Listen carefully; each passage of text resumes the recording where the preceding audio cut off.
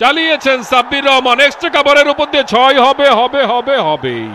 গ্যালারিতে যেয়ে পড়লো। সাব্বির যখন মারেন তখন তিনি 2 গজ অন্য যে কোনো ব্যাটসম্যানের চেয়ে এগিয়ে থাকে, তার হাতে যে পাওয়ারটা রয়েছে সেটাকে খুব ভালো মতো ব্যবহার করতে পারেন।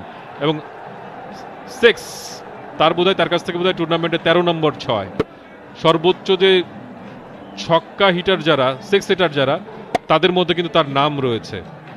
আরো 2টো বল পাবেন, দেখা যাক। 93 মিটারের একটা ছক্কা, বিশাল বিশাল বিশাল।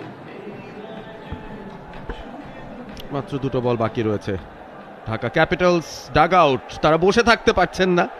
বলে বলে 4-6-এর গল্প, এবং এই পুরো 20 ওভার একটানা দেখতে থাকলেও আপনার মনে হবে আপনি হাইলাইটস দেখছেন। 16টা 4, 17টা ছক্কা, প্রায় 250। বিপিএল এর সব রেকর্ড তছনছ করে দিয়েছে। এর আগে হাইয়েস্ট টিম টোটাল ছিল 239, সেটাকে ক্রস করে গেছে এই টোটালটা 247। 250 হবে কিনা বিপিএল এর ইতিহাসে প্রথমবারের মতো। চালিয়েছেন সাব্বির, পায়ে লেগেছে শফিউল। মনে ব্যথা তো পাবেনি, পায়েও হয়তো খানিকটা ব্যথা পেয়েছেন। আজকে দিনটা তার একেবারেই যাচ্ছে না। রান খরচের হাফ সেঞ্চুরি পূরণ করে ফেলেছেন ইতিমধ্যেই এনামুল হক বিজয়। এখন না সূচকভাবে মাথা নাড়ালেও একটু পরে যখন প্যাড পড়তে হবে, এই চ্যালেঞ্জটাই আপনার গ্রহণ করতে হবে। বড় রান চেস করতে হবে, বিশ্বাসটা রাখতে হবে অন্তত। দারুণ একটা বল। এই বলগুলো আরো রেগুলারলি কিন্তু করতে পারেন শফিউল। শফিউল কিন্তু গত 2টো ম্যাচে বেশ ভালো বোলিং করছেন। আগের ম্যাচগুলোতে তাকে আসলে সেই রকম ছন্দে দেখা যায়নি। আজকে যদিও এক্সপেন্সিভ হয়েছেন, বিধ্বংসী ব্যাটিং করছেন অবশ্য বলা, কিন্তু শেষ বলটাও লং অফের ওপর দিয়ে চালিয়েছেন এবং বিশাল 6 দিয়ে শেষ করলেন। ইনিংসটাকেও নিয়ে গেলেন 250-এর উপরে। 254 এক উইকেটে 20 ওভার শেষে অসংখ্য রেকর্ডের জন্ম দিয়েছেন তানজিদ তামিম এবং লিটন দাস। লিটন দাস কিন্তু 55 বল থেকে 125 রানে অপরাজিত থেকে গেলেন।